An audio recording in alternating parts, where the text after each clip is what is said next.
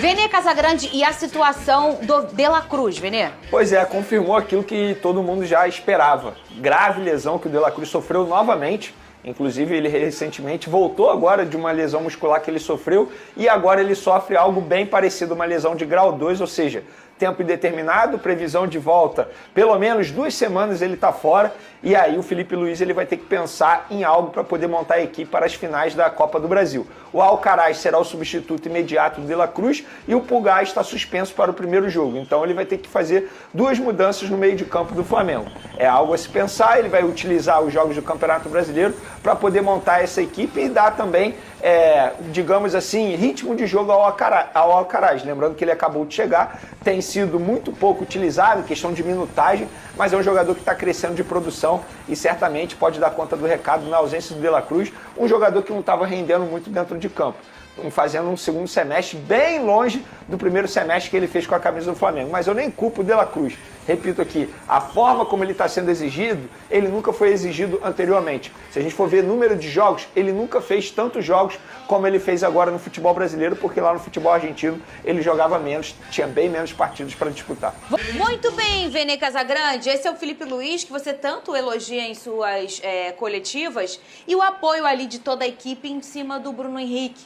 Que foi ali um vermelho que todo mundo aqui concordou que era para vermelho mesmo, mas que isso não tira, obviamente, a importância do Bruno Henrique para o grupo, né? Não, claro que não. Inclusive o próprio Bruno Henrique fez uma postagem após a partida pedindo desculpas ao Mateuzinho, que foi seu companheiro de Flamengo, ou seja, nenhuma maldade. O próprio Bruno Henrique sabia que ele merecia levar o cartão vermelho. Inclusive foi o segundo cartão vermelho nessa temporada do Bruno Henrique, que não é um jogador maldoso, não costuma fazer esse tipo de falta, mas fez. E o grupo abraçou o Bruno Henrique. O Gerson deu uma entrevista após o duelo, uma entrevista muito bonita, por sinal, falando que todo mundo havia dito para o Bruno Henrique que iria dar a volta por cima por ele, conquistar a classificação por ele, e o grupo conseguiu. Então, assim, é um jogador extremamente importante para o Flamengo. Inclusive, na minha opinião, fazia uma baita partida até a expulsão. Estava sendo um jogador extremamente importante, porém, isso não faz com que eu não venha aqui e não venha criticá-lo. Eu acho que o Bruno Henrique tem que tomar cuidado nesse excesso de vontade dele, porque isso para mim é um excesso de vontade.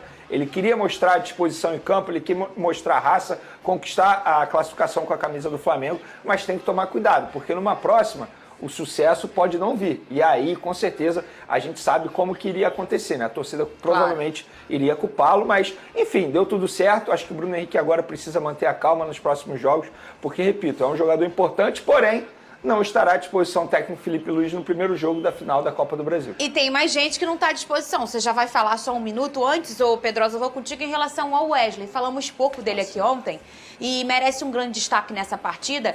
E você não acha que tem uma coisa aí meio da questão de posição para posição, já que o Mateuzinho falou que lá no Corinthians o clima ia ser hostil e eles já brigaram por essa posição no Flamengo? Será que isso pode ter sido um molho para o Wesley ter ficado mais corajoso do que eu já? Eu acho ele um jogador corajoso. Eu não tenho dúvida, Fernanda. Inclusive, o próprio Gerson fala isso na pré-eleição, né?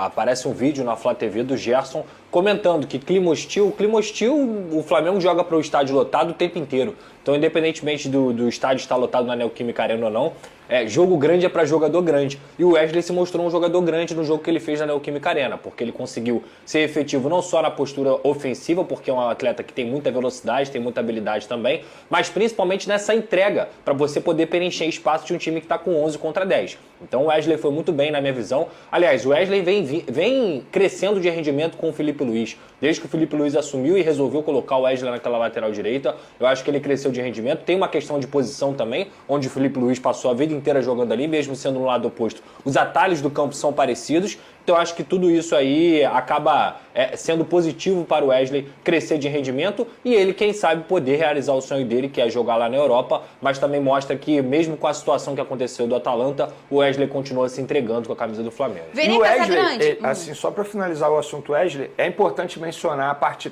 técnica e tática dele, que ele de fato está evoluindo muito, mas também a parte física, porque ele vem como titular nos últimos 5 jogos e mostrando uma disposição muito grande. Inclusive o GPS internamente do Flamengo registra ali mais de 10 km percorridos por partida, ele só foi substituído em um jogo. E esse lance do clima hostil não foi apenas o que o Mateuzinho falou, vai muito além disso.